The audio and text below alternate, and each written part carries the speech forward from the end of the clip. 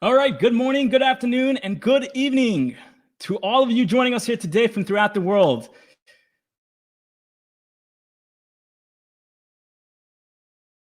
You know, great stories. We're fortunate enough to hear a story whose message is timeless. My name is Shmuley Codd. On behalf of HUK and all our partnering organizations worldwide, I'd like to introduce our keynote speaker today, Dr. Bernd Wollschläger. Hi. Can you hear me now?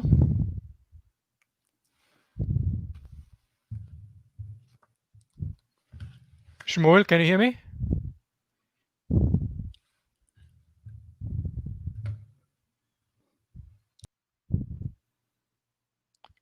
Shmuel, can you hear me? Hello there. Hello, welcome to all our guests. I'm producing the show tonight. I just wanted to let all our guests know there's a few technical issues with Shmuel's connection with some of the network issues he's having there. So he's just logged out. He'll be back soon, I hope, and hopefully the connection will be better. But can you hear? You can hear me? I can hear you perfectly. It was an issue from Shmuel's side. So apologies to all our viewers out there. We will be back on and discussing soon, but just bear with us for a moment. So feel free to twiddle your thumbs or I'll put something over for now. Thanks, everyone. We won't be long.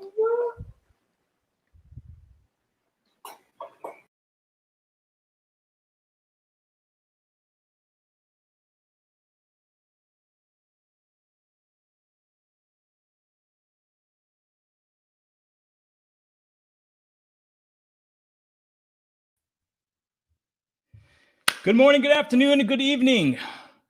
I'm sorry about that little bit of a delay, but a good morning and good afternoon and good evening to all of you joining us today from throughout the world. Great stories live on forever. And today we are fortunate enough to hear a story whose message is timeless. My name is Shmuley Codd. On behalf of HUK and all of our partnering organizations throughout the world, I'd like to introduce our keynote speaker, Dr. Bernd Wollschläger. Welcome, Dr. Wollschläger. Well, thank you, Shmuel. It is such a pleasure to have you here. You know, your story has inspired and impacted thousands of people throughout the world. It's an honor and a pleasure to have you here with us today. And no further ado. Okay. Well, and I'm really, really excited to have you here. I invite you to tell your story and share your message. The stage is yours and the world is listening. Well, Shmuel, thank you very much. And I don't know if the world is listening to me, but in this context that we're talking today, it's probably not the entire world, but it's a way to reach out to many people of different faiths, different inclinations, different political opinions. My story has nothing to do with politics. My story has to do everything with making a decision, and a decision in very difficult circumstances. So what is my story? Well, first of all, as my name indicates, I'm a doctor. I'm a medical doctor in Miami, Florida. And my name is German. And whenever I speak to a quote-unquote Jewish crowd, I introduce myself normally as, my name is Bernd Wollschläger. I'm a German. My father was a National Socialist and an officer in the Third Reich. My father was a mass murderer who participated in murdering. And I'm a Jew, I'm an Israeli, and I served in the Israel Defense Forces as a combat physician.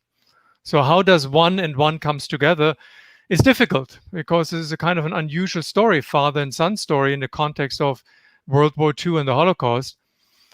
And it was so complex, and is still very complex, that for many years I did not talk about it. I'm now 62 years old. When I started to talk about my life, it was because my son Tal, who is now 31, asked me once a very simple question when he was 13, 14 year old, and asked me, Dad, who is my grandfather?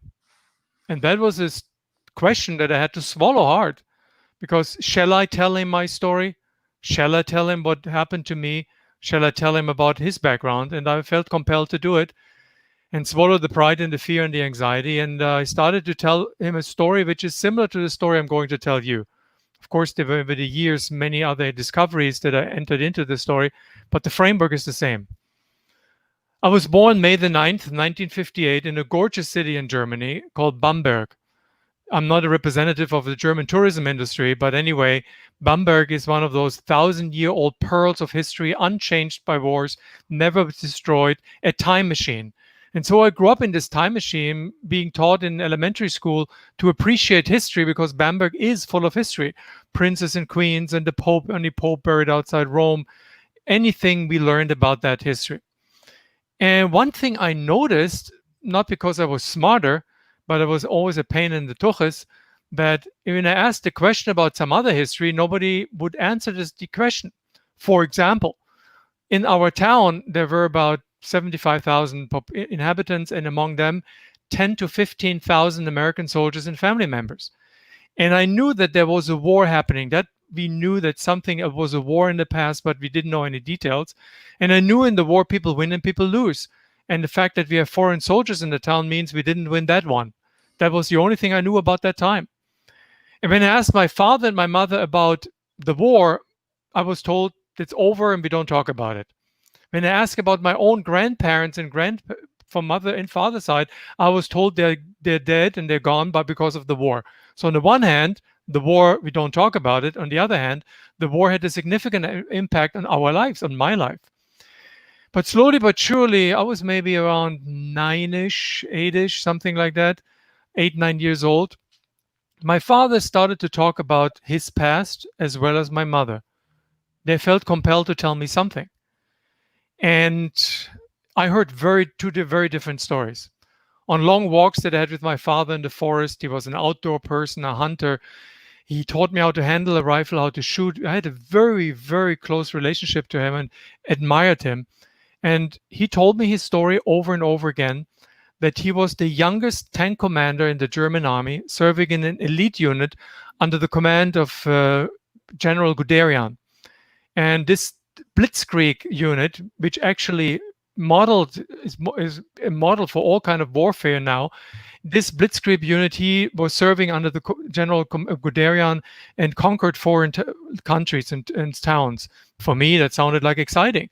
Marching into Poland in 1939, attack on France, and the attack on the Holland and Belgium, and of course in the summer of 1941, the attack on the former Soviet Union, Operation Barbarossa. And my father's tank not only pushed forward, but he also reached a town strategically located in between Moscow and Orel. And for this massive wonderful, it was like a miracle, he said, attack and conquest of the town, he was awarded the Knight's Cross by a man whom he adoringly referred to as his Führer, Adolf Hitler. And I didn't know anything about Adolf Hitler. And he was awarded the Knight's Cross because of his accomplishments for bravery. And he had this Knight's Cross. He wore it, for example, on Christmas all the time around the neck. And for me, my father was a hero. Obviously, that was a hero. I had nothing to reflect on and nothing to doubt it. And his old war buddies who came to our house to celebrate the good old times referred to my father as Arturo, my father's name was Arthur, and that I, as his son, should be mighty proud of him because he is the hero of the heroes. So ask a little 8, 9-year-old boy what he should think. My father was a hero. Now, on the other hand, my mother told me a story about war, suffering, horror. She was an ethnic German, born and raised in Czechoslovakia, belonging to an ethnic group, German group called the Sudetendeutschen, Sudeten Germans. It was a territory nestled between the borders of Czechoslovakia, the western borders of Czechoslovakia, and about 1.5-2 million ethnic Germans lived there. And as a result of the war, all of them were evicted, many were killed. And my mother and her family lost everything. They were wealthy merchants, beautiful villa in the outskirts of Karlsbad destroyed, everything lost, only literally with nothing, that their clothing on that's all what they had. And so for my mother, the war was horror, there was no honor, there was no glory. So this picture I had in my mind. But still, they didn't tell me everything about it. And the doubt started when I asked my father a simple question related to our house that we were living in. It is still standing. It's a 2-story massive building in downtown Bamberg, patrician style. The entire second floor was occupied by the landlady, and my father referred to her as die Gräfin. And so did my mother, the Countess. And I should not talk to her unless spoken to. And in the hallway, we lived in the ground floor. In the hallway, right next to the stairway leading upstairs to the Countess's apartment, was a larger-than-life picture of a man mounted in the wall, a portrait. Can you hear me still? Yes. Okay, a larger-than-life picture mounted on the wall, and it looked like my father because this man wore uniform, had a looked proud look, a knight's cross around his neck. And when I asked my father who this man is or who this man was, my father referred to him as the traitor, der Verräter. Now, a traitor was a bad word, obviously. The form traitor for me insinuated that there's something they did wrong. But why and how could it be that my father, who looked like him in uniform, is good, and this man in uniform is bad? Until I found out from the lady upstairs that this was a portrait of a late husband, Count Klaus von Stauffenberg, the German colonel who led the assassination attempt on Adolf Hitler on the 20th of July, 1944, which failed, unfortunately. And he was he was murdered, executed the same night. And his widow, Nina von Stauffenberg, lived upstairs. And when she had grandchildren over to visit, it was a big tohu wabohu. I sneaked upstairs in order to play with them, which my parents didn't wanted me to, but they slept. And so I sneaked upstairs on a Sunday afternoon. And this was a huge apartment. I remember the walls covered from everywhere around the whole apartment, covered with pictures of her and her husband. And obviously, this was not a bad man. He was a family man, smiling, kissing, hugging people. And his grandchildren played with me. And something was not right. And in school, I was about 10, 11, 12 years old. We started to talk about that war. But I remember what we were talking about was the sanitized version of the war as follows. Quote, Hitler rose to power legitimately and was appointed in January 1933 as a chancellor, appointed by the president and the then chancellor, Papen, and he established a dictatorship in the moment he rose to power. Many disappeared, brutal dictatorship, democracy was smashed, and he triggered the Second World War. In the Second World War, 60, 70 million people died and disappeared, among them 5 to 6 million Jews as collateral damage of war. And then on the 8th of May, 1945, the war was over. Hitler killed himself, of course, a few days before, and everything returned to the normalcy, and hunky-dory, the Huns left town, invaded us, and now they're gone. That was not the right story, but it was the story that I grew up with. And then came an event that shaped Germany's history, and that shaped me. The Olympics in Munich, 1972. This was an event, and we knew that. We were primed to understand it, that separated the Germany of the past with the Germany of the present, that separated Germany of the democracy, West Germany, from the Germany in the East, the communist Germany. And most importantly, in 1969, Germany voted and elected a prime minister who was a total break of the past. His name was Willy Brandt, a former socialist who escaped Germany in 1933, escaped to Norway, fled from Norway then after occupation of Norway to Sweden. In Sweden, he returned to Germany in 1946, rebuilt the now called Social Democratic Party, and rose to power in 1969, smashing the re-election of a prime minister. His name was Kiesinger, who himself was a Nazi, who himself was a part of the propaganda ministry of the National Socialist Party, a tainted war criminal, in my opinion nowadays. But he was smashed and toppled in the elections by Willy Brandt. And Willy Brandt, his first act as a prime minister, he traveled to Poland in December 1970, and in front of the Warsaw Ghetto Memorial, he sank on his knees, bowed his head, and asked for forgiveness. That was a picture that went around the world.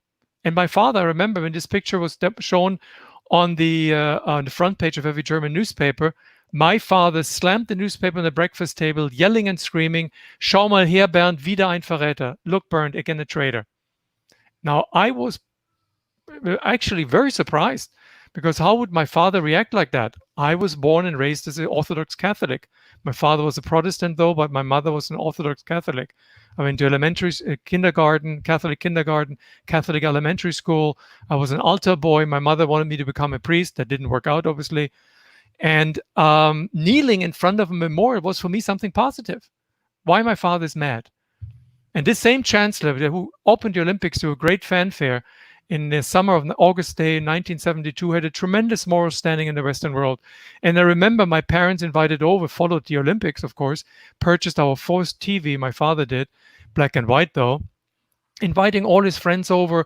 I remember fine food, wine, beer, and everybody watched the black and white TV screen, how all the teams paraded into the stadium. And suddenly, one team paraded into the stadium carrying a flag with a star inside. And everybody felt silent in the room. There was the do not ask the question moment. And I said, that's weird. It's another team. But what's so special about that? And then 10 days later, this team that so proudly paraded into the stadium, the Israeli team, was brutally attacked by a group of Palestinian terrorists. 2 Israelis were butchered in their apartments. The remainder were taken hostage. The Germans were deeply embarrassed that that could happen because it was so loose and relaxed, the security measures, that nobody carried weapons. And they were heavily armed.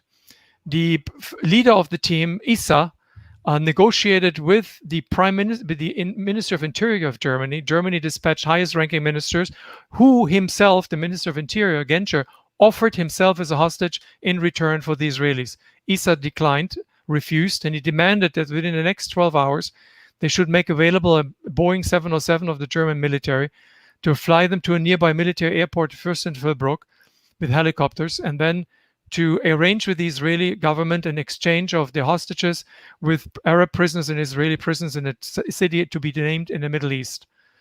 All preparations were taken. Everything played out live on live TV. And I remember the helicopters took off from the Olympic Village, landing behind the closed gates of the military airport Fürstenfeldbruck, and then all hell broke loose. At nighttime, firefight, explosions, the night sky lit by explosions, firefight lasting for almost 2 hours, and then deafening silence. And then an American journalist turned to the TV camera, exhausted, and said, they're all gone. What happened? The German police tried to liberate the hostages. The Israeli Mossad special team were on the ground, Kidon team. The the head of the Mossad at that time, begged with the Germans, do not attack them. Let us do it. These are highly educated and sophisticated terrorists. German army, German police opened fire, and the terrorists threw a hand grenade in one helicopter, which exploded, and all the Israelis perished in a fireball. The other helicopter they sprayed with machine gun fire, and everybody died. And the next day in the newspaper, this picture that shaped my life and why I'm standing here and talking to you: 2 helicopters on the tarmac. One burned out with the charred remains of the Israelis inside. The other helicopter with the bodies of the Israelis slumped over the seat covered with blood-stained white linen, and a huge headline in German: Jews killed in Germany again. What does it mean? I knew what that means. I speak perfect German. What does it mean again? And in school, our teachers started to talk. At home, my father, the same day that it happened, yelled and screamed, "Schau mal her, was die wieder mit uns machen. Look what they're again doing to us. They're staining our image. Always those Jews." And in school, we learned about those Jews because our teachers started to talk about the Holocaust. You have to understand, there was no term Holocaust in that time. It was not popular. And they told us what they experienced. Some cried. And I heard for the first time, Auschwitz, Birkenau, mass murder of the Jews, not as a collateral damage of war, but as a systematic, targeted, logical, rational approach by a government called the German government to wipe them out. I use the term rational because no emotions were used. And I was shocked. I never heard about it. And I had this idea my father was this war hero in the East. He must know something about it. It's probably all a lie. So I asked him, Father, in school we learned about the Holocaust. What did you know? My father looked me in the eyes and said, look, Bernd, the Holocaust was a lie. We didn't do anything. It was not the Wehrmacht. Whoever did that, I have no idea, but it's a lie. Your teachers are communists. So I was caught between the rock and the hard field, between Scylla and Charybdis. I didn't know. My father, who the hero, told me one thing, and I believed him. And my teachers, who are actually I respected too, they told me another thing. So somebody is lying. And I started to read ferociously what I could. And the more I read, the more I had the lingering feeling, I'm being lied to. And my father's not talking because something happened. So I decided to ask my father. No, obviously he wouldn't talk. He was a very tough guy. He was educated in the NAPOLA, National Political Education Institute of the National Socialist Party, the elite of the National Socialist Army, the elite of the intellectual National Socialist state were educated there. It was kind of the West Point. And my father wouldn't talk, but I knew he was an alcoholic. I knew that as a child, in order to avoid my father's alcoholism and get what I wanted from him, I needed to ask him right in the middle, not before he was drinking and looking for a drink, not when he was drunk, but in the twilight zone. Call it nowadays the Schicker zone, no pun intended. And I asked him questions, and the questions came in, and the answers came in 3 phases to simplify it. Phase 1, I asked him, Father, what happened? And my father said, look, Bernd, whatever allegedly happened in the East, he already admitted something might have happened. Whatever allegedly happened in the East, the Wehrmacht didn't do anything. It was all the SS. That was a blatant lie. I knew that already. And I actually, over the course of the last few years, I put all the pieces together that I didn't know at that time. And I found a picture of my father sitting next to Heinrich Himmler in 1942. My father is a lieutenant colonel sitting next to the head of the beast of the SS, Himmler. And he was only charged with securing territory where the murder took place. My father knew it. He was charged with it, to secure these murder pits, mass shootings. Secondly, I found, or somebody found for me, a document from the archives. They were opened during the 1989, 1990 of the fall of the communism. And there were documentation about my father. Not only that he was a National Socialist, but also that he signed a letter deporting 600 plus Russian prisoners of war against the Geneva Convention to a place called Auschwitz. And it was written, my father, the order, or in the letter, they're designated for final treatment. My father knew about it. Second phase of questions, or of his answers, I asked my father, children were killed. I said, look, these were all partisans. You told them nowadays terrorists. They're partisans. When they were involved in the war, they were either carrying a gun or they were criminals anyway. We had the right to kill them. They were partisans. I asked him a rhetoric questions. 1.2 million children were terrorists, partisans, whatever nonsense you're trying to tell me. They were led like sheep to slaughter. The bodies burned after being gassed. The bodies burned in the gas chambers, torn off the gas chambers and then burned in the ovens. Their bodies crashed, their ashes scattered on the killing fields of Auschwitz and Birkenau. You tell me they led the war against you? I mean, that's nonsense. I mean, not only had I serious doubt, I knew he was lying. Last phase, I remember it was one evening, at least one evening, where he was totally blasted. And I drank with him in order to find out. And he told me, Bernd, the Holocaust, I don't know why you guys think it was bad. The world should give us a medal because we turned the world, we cleaned it up. All the schmutz, the dreck, we cleaned it up. The world should be proud of us because those dirty Jews have nothing to do. That was the last straw that broke the camel's back. I didn't look up to my father as a hero. He was a murderer for me.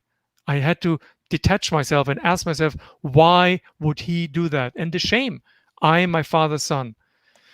And one of my teachers was a former Jesuit priest, had a very close relationship to him. And he told me, look, Bernd, I know what devils and evils you're dealing with.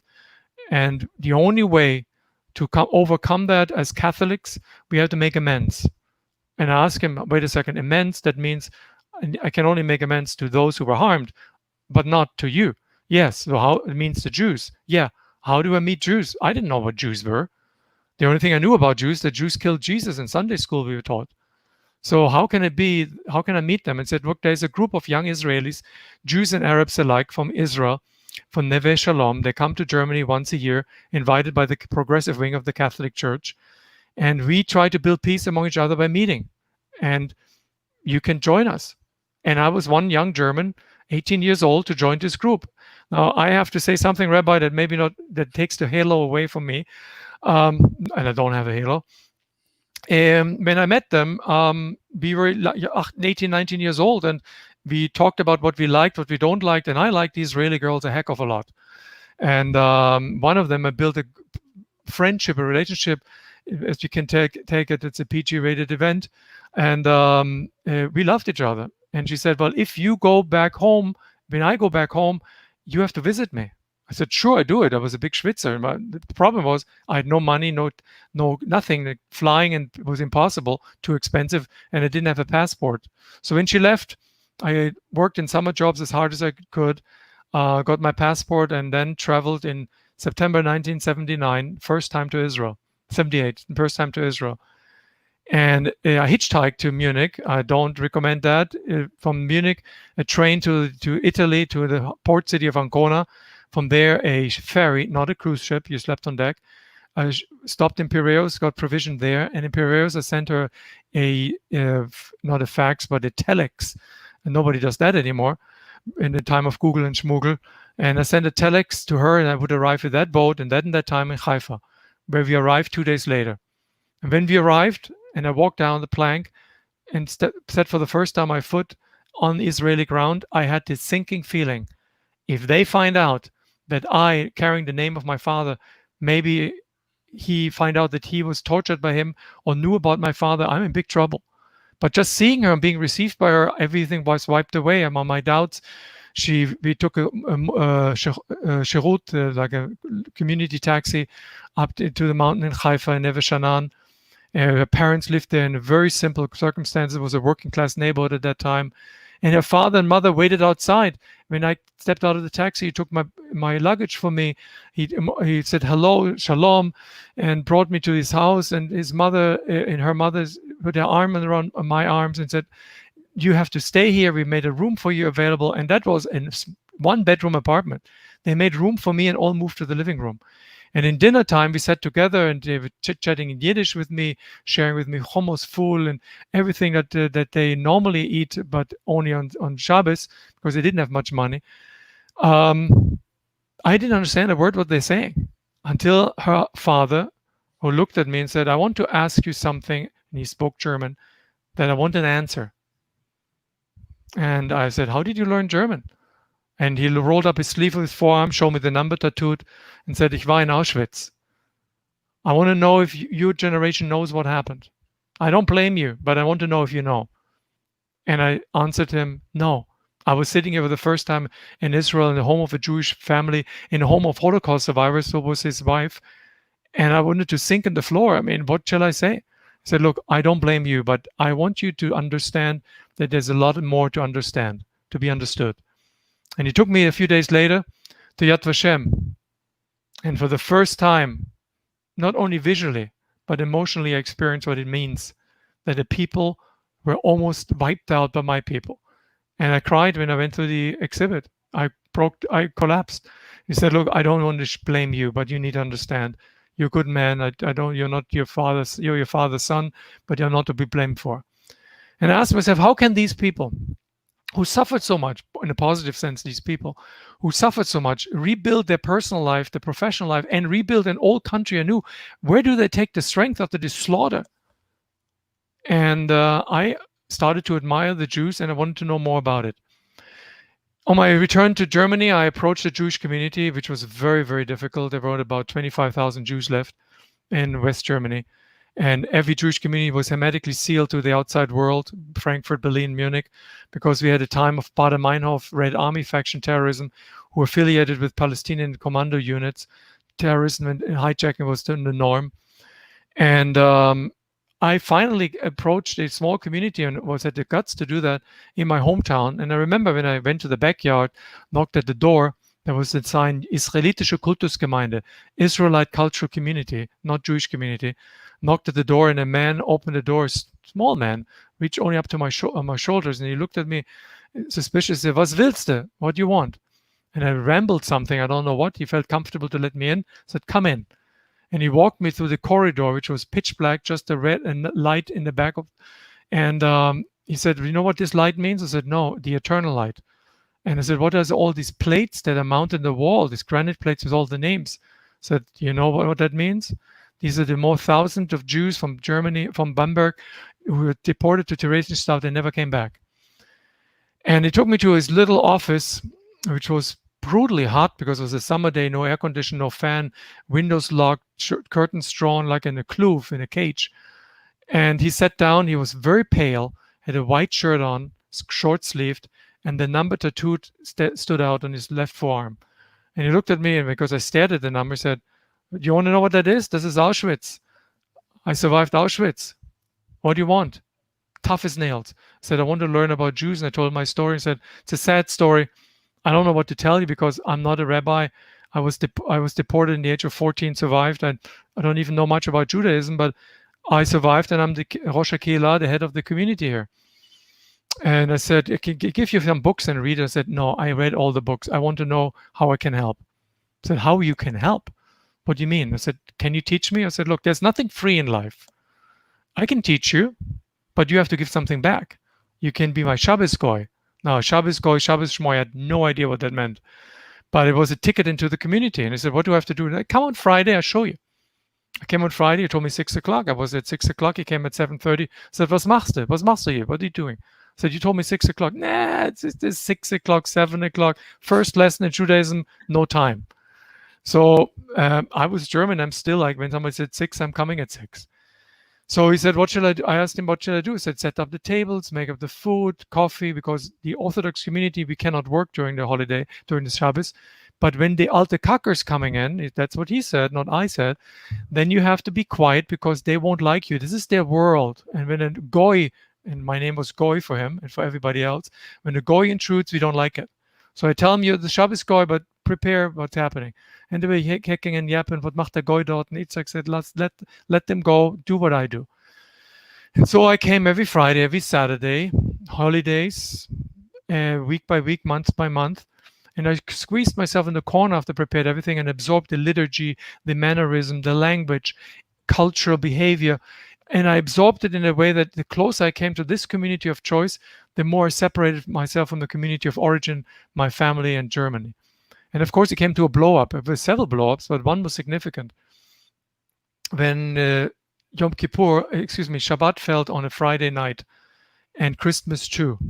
And Christmas in an Orthodox Catholic family was like Yom Kippur and Passover combined with food. And I remember my mother, like a movie, it plays in my mind. My mother took us to a church. We came back from church on December the 24th at night. Late dinner, symbolic food, carp and lentil soup. My father was locked himself up in the big living room where the Christmas tree is, and he rang the bell. We opened the door, walked in. He sang festive Christmas hymns, standing next to the Christmas tree in his dark suit, and with the iron cross around his neck. And I was not there, not that one. And I came back on Saturday, and all hell broke loose. My father demanded to know what happened. My mother was crying. I said, "Look, let's stop the Greek tragedy. I had it up to here. You're a liar. You're a murderer. This what you're wearing, this steel around your neck, is a steel of not of honor, is a steel of mass murder, sign of mass murder. I will not sit at the same table with you ever again." And he looked at me, said one word, "Raus, get out." Well, there was a little problem. I was in the second to last year of medical school. I had a scholarship though, but definitely not much money. And I was cut off. And I never asked in the community for anything. But Itzhak noticed that something is wrong with me. He was my quasi-father. And he must have told somebody else, because for the first time in his community of 30 plus, one member who never talked to me approached me and said, "Du bist der Goy." Very perceptive after 5 years. "Yes, I'm the Goy." "Dein Name is Bernd." "Yes, my name is Bernd." "Hör mal zu, listen, your shoes are dirty, your shoes are schmutzig, die Jacke ist schmutzig, alles ist schmutzig, du musst dir neue Sachen kaufen." I was not schmutzig, I was not dirty, but I was insulted. But he gave me 100 mark and walked away, which was a huge amount of money. So I was insulted and got money. I walked over to Itzhak in his office and said, "Aaron gave me 100 mark. What? Aaron the Kamtzan, he gave you 100 mark. Did you ask him for 200 at least?" "No." "Why not?" I said, why? I said, "You're a Goy." He laughed, said, "That's a joke. Sit down. Listen to me. Aaron is a member of our community. We don't know anything about him except from the Red Cross, that he survived Auschwitz and his family was gone, and he doesn't talk to anybody. He was literally living as like an hermit. He didn't talk. But Aaron talked to me. Aaron sat me down at each Shabbos, and he told me a story which gives me the chills until today. He was a member of a Sonderkommando. These were Jews who were assigned to the gas chambers. Not only that, they were guiding the victims to the gas chamber and telling them, hang up your clothes, everything is fine, don't worry about it, everything is good, nothing will happen to you. And then they gave him a number and said, give us the number back, the card with the number of your clothes and everything, that nothing get lost. And we will finally then see you on the other side. Well, after they were gassed, the bodies were torn out and pulled out of the gas chamber by the Sonderkommando. Had gas masks on, gold rings, any gold teeth were removed. The bodies were burned, they're shattered, their ashes scattered in the killing fields. And after 90 days, the Sonderkommando, the next one came in, and the previous one was killed, gassed. And they got everything, food, wine, a glimmer of survival, and Aaron cried like a baby. And unfortunately, 6 months later, he died. I got a call from the university, not far away, about 100 miles from Bamberg. Itzhak said, you have to come, Aaron died. And I came and said, what can I do? I said, we need you for the Cheva Kadisha. I said, Cheva Kadisha, I'm not a Jew. I'm helping you, but I'm not a Jew. I know that I have to respect your religion. No, you're one of us. And he took me to the funeral hall, and during the night we cleaned his body according to Orthodox rituals and buried him in the morning. And Itzhak gave me the book, the prayer book, and said, look, there's nobody who can say Kaddish but you. I said, I cannot say Kaddish. I'm not a Jew. You're one of us. And I said Kaddish. And something happened. I crossed the line into a different world. And I asked Itzhak a few days later, Itzhak, I want to be a Jew. Itzhak said, I feared all the years that it would happen. Look at the number tattooed on my arm. You get only tzores, you get only suffering. Be a ger tzedek, be a righteous person. You're a good man. Don't be a Jew. And I said, I want to be. I said, well, I send you to a rabbi in Frankfurt. He will clean your head. That's what shituf mochi. He will clean your head. And afterwards, if you come back and you still want to convert, I will send you again to him. Well, the rabbi received me in Frankfurt. Itzhak paid all the transportation in the hotel, and he had a long dinner, and he said, look, Bernd, I don't convert Germans, but I will be your teacher. And that's it. And we came to an agreement. He should have known that every time I met him, I asked him about conversion. In the end, I was a pain in the tuchus. I was very persistent.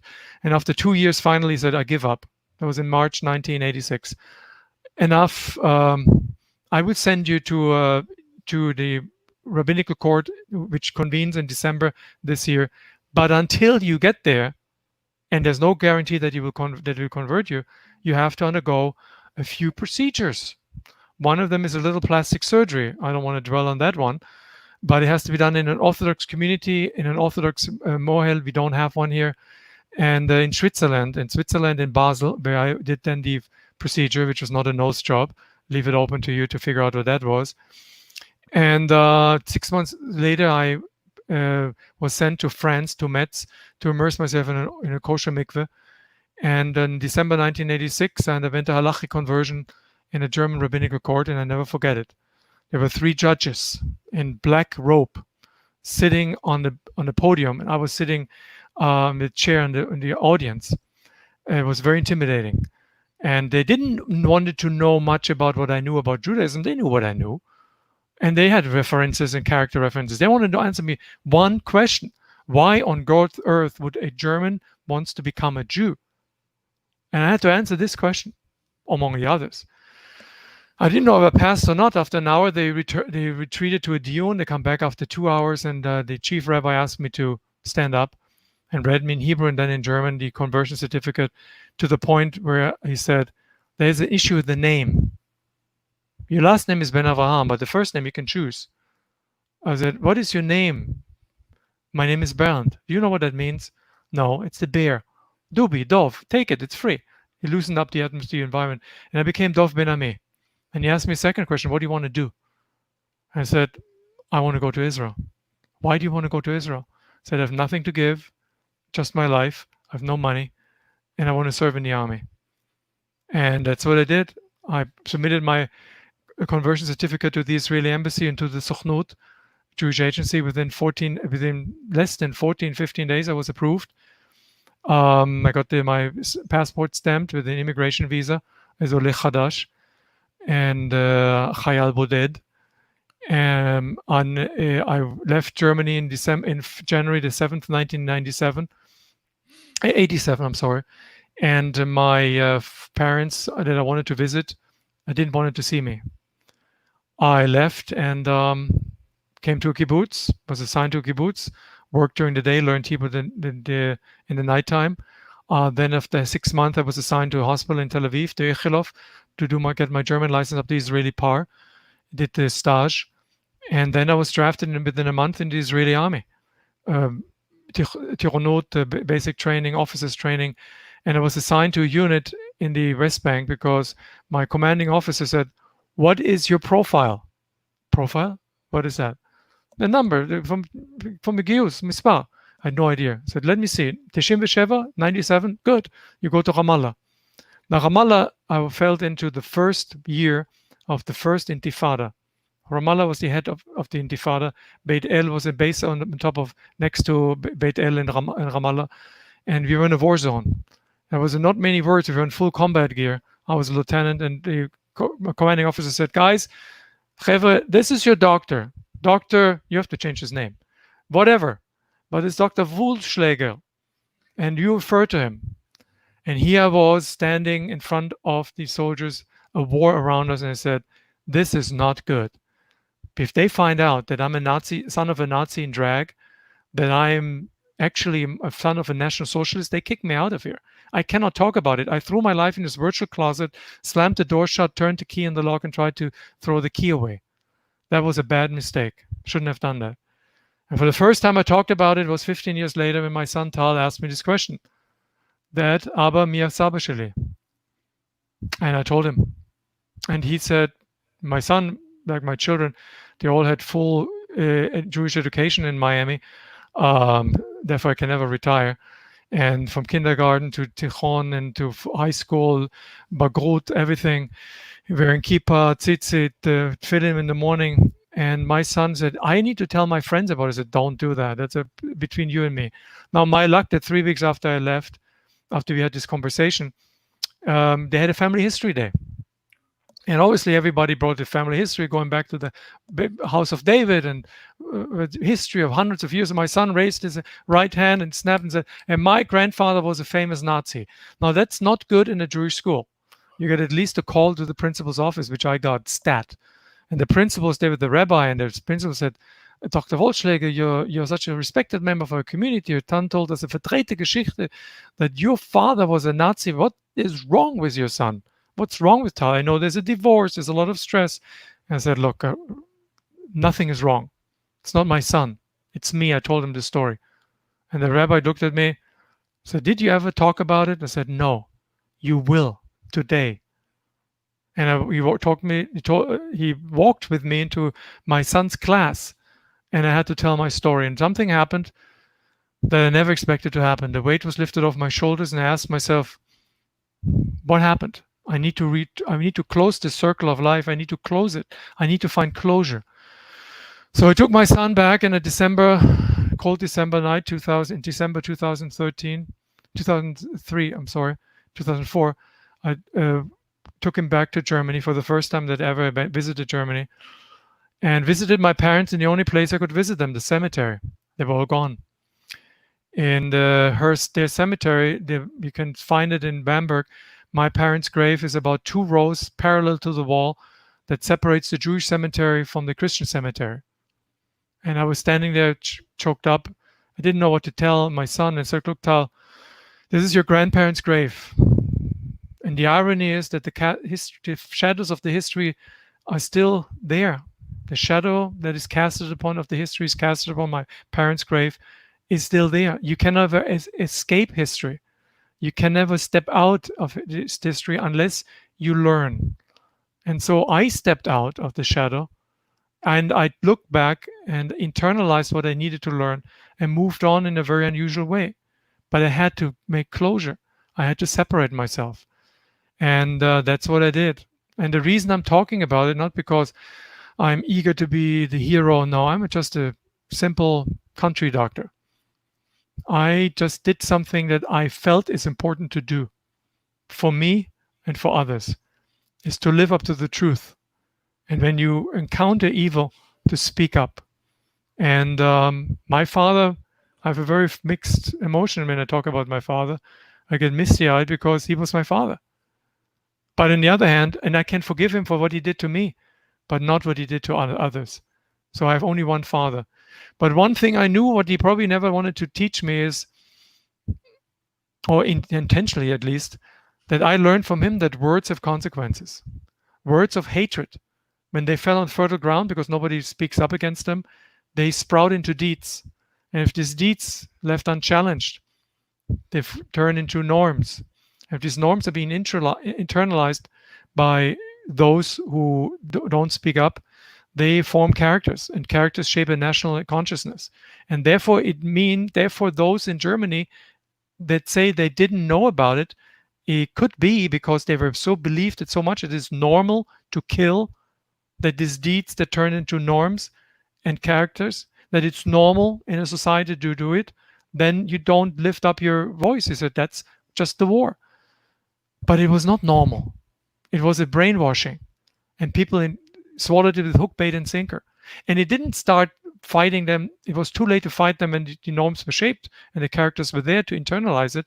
It had to be you need to fight it before, when the words are being uttered, before they fall on the fertile mind of others and sprout into deeds. You need to speak up, and there are plenty of ways to speak up. Plenty. First of all, we need to understand that nothing changed after the Holocaust. Nothing. I don't whitewash the Germans. But how do you explain Rwanda in 1994, mass murder of 800,000 to 1 million by 2 tribes within 6 months? How do you explain Cambodia, the killing fields of the Khmer Rouge in 1974, 1.2 million killed? How do you explain Srebrenica, where thousands and thousands of men and boys and young men were executed at the gravesite, digging out their own graves? It's there. This virus, well, we are in a virus zone. This virus is there. It pollutes everybody if you don't do anything about it. And the only thing what we can do is to speak up and believe in our faith and don't digress. That doesn't mean we don't criticize ourselves. Live in Israel, we criticize all the time. That's not anti-Semitism, it's not anti-Semitism. But speaking up in the Gola and saying, we are Jews, we are proud to be Jews, and we don't let ourselves get put down again. You can go like me did in the army and serve in the Israeli army and going to Miluim, and I fought in one war. That's one extreme. The other extreme is when wherever you are, just find out where anti-Semitism is coming from. Talk to people. Maybe it's not the end. Talk to young people. Some of them you can talk to, others you don't. But it's the message that I feel compelled to spill literally out of my home, my courtyard. And I'm not the one that wants to be famous, not at all. I have a healthy ego.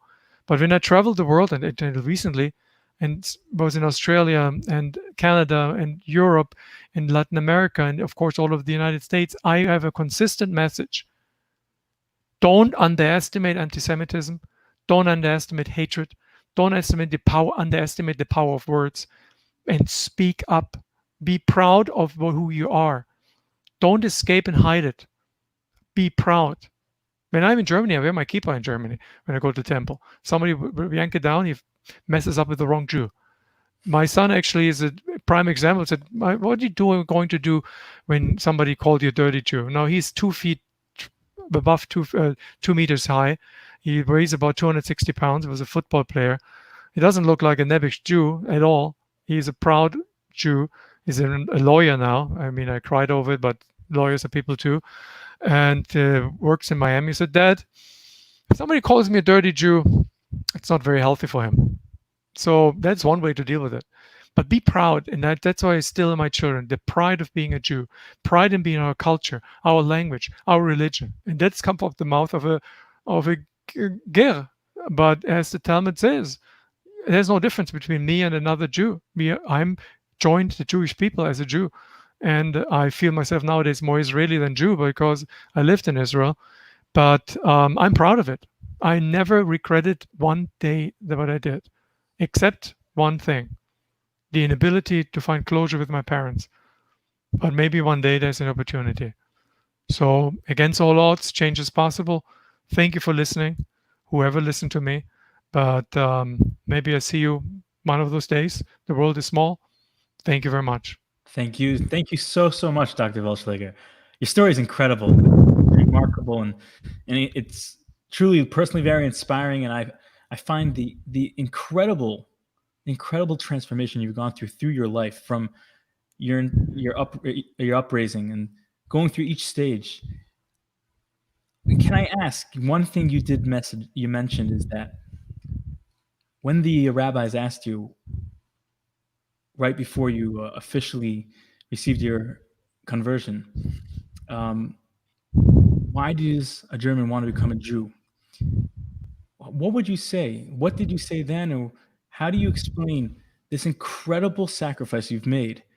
What was it that you recognized about the Jewish people that you were willing to do whatever it took to join them? Well, first of all, Shmuel, this was a 7-year process. This was not those of you can still understand a very dated joke. This was not the Elizabeth Taylor, Sammy Davis Jr. Las Vegas style drive-through conversion or marriage or wedding. This was a 7-year process in a time of a young person's life. I mean, between 20 and 27, where you have plenty of other things to do, which I did too, but this was a years of turmoil and years to prove yourself. So I knew when after 7 years, I internalized Judaism as a culture, as a language, as a religion, as everything it can be. And I wanted to become a Jew because I felt enriched, and I felt that I can contribute, and I felt that it gives me positive outlook on life, and it felt for the first time true the way I wanted to be. And I told the rabbis, I'm my father's son, and I'm guilty to be my father's son. And guilt motivated me to knock at the door of a Jewish community. And when I walked out 7 years later, I was convinced that this is not only a religion, but a lifestyle, way of life that I want to embrace in order to be me. And I always will be my father's son, and therefore I carry his name. But I am created a different wing of the House of the Welschlagers. It's the Jewish branch. And it's rich and thriving. I have 3 children. I'm proud of them. And I never regretted one day in the world, one day during this time, but I did.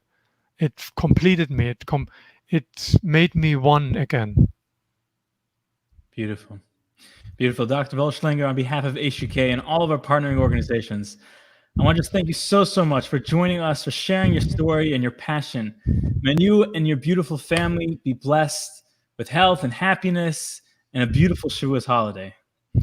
Likewise, that concludes our program for today. On behalf of HUK, thanks to our speakers, to all of our partners around the world, especially thank you to Mr. Adam Bradley and to Mr. Benji Harris and the entire production team for a incredible job. And most of all, thank you all for joining us. Wishing you and your families a good Yom Tif, a Chag Sameach, and a happy Shavuos.